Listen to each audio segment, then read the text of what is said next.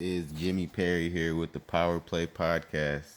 PowerPlay podcast hosted by Powerlifting website. I'm just going back over some of the content I put out because we never know everything, and there's stuff I learned. I'm gonna do this anyway as all I add in new content, but I was looking at this and I'm like, whoa, shoot, this needs to be fixed, which is what I did.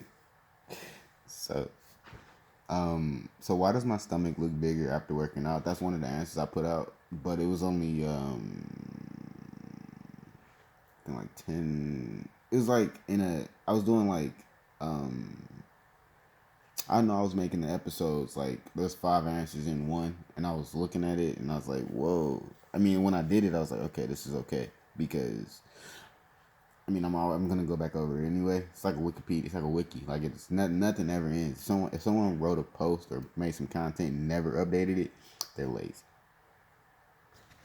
And that doesn't mean that, but yeah. Um, yeah. So when you gain muscle, certain things are bound to get visibly bigger. That's you gaining something, you adding mass.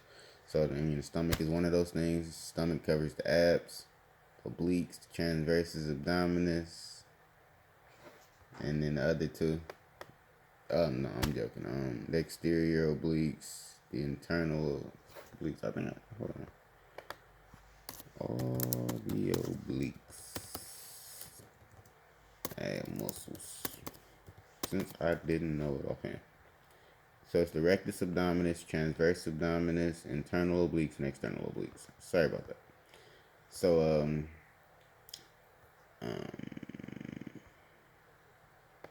the stomach contains those ab muscles in there, set of muscles that can be worked every day, and they have the ability to grow and get stronger because they're muscles. And that's long term though, and it's only a potential reason why the stomach could be getting bigger while they're working out. I've never heard of a question like this, to be honest. Like I didn't know. Like I mean, so I know about a pump, but I didn't know a stomach could get what. So actually, we'll put something about that in this answer. So I'm keep going back on this. The short term, it could be a few things that could be making it seem like your stomach is growing. See, I put could be making it seem instead of could be making you.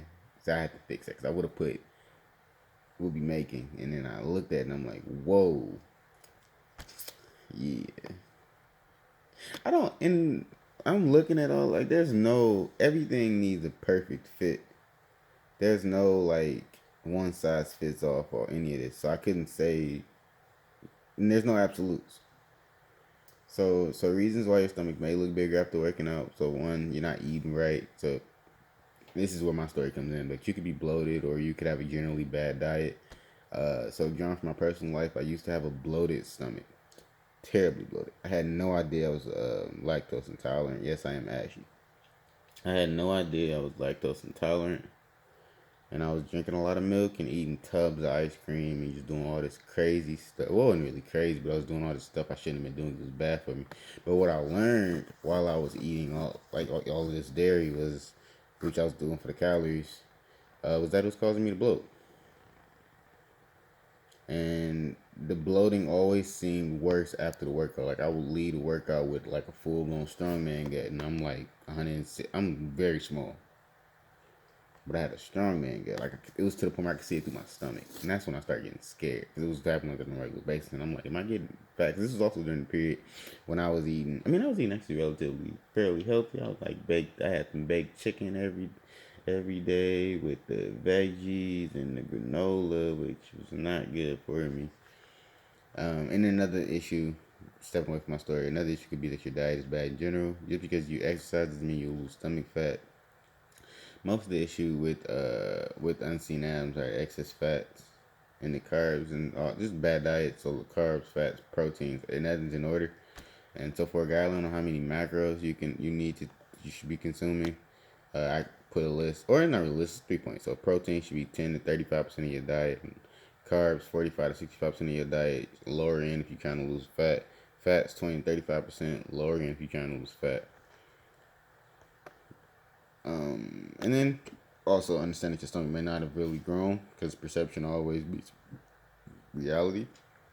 Anything you see immediately after working out is or exercising is usually superficial. or most things you see at immediately after exercises, gains wise, is superficial. Unless you break a leg, because then that's not superficial. That happened. So there's no way you can really gain 2 inches on your waist in a single workout. I don't know why I keep getting these hiccups. Unless your abs just need to get pumped up. I'm sorry, it seemed serious, but it wasn't. In fact, most things you do to your physique in the short term won't really make a change to your physique. Don't don't pay attention to it. Um, and then you're not performing anti-extension exercises, and this is more long term than short. This is more so from a preventative standpoint, but these can help with that distended look you had. They help prevent lower back pain, which means you perform the other ab exercise you love so much to the fullest extent. Not to mention they also work the core. And the reason I put that in this point is because if if your lower back is what's hindering you from performing movements like sit-ups and crunches and mountain climbers, stuff like that, performing an anti-extension exercise like where you constantly fighting against gravity will make you have to work your lower back, making it easy for you to perform those exercises you need to be doing. Whew, that's annoying. All right, thank you. Peace.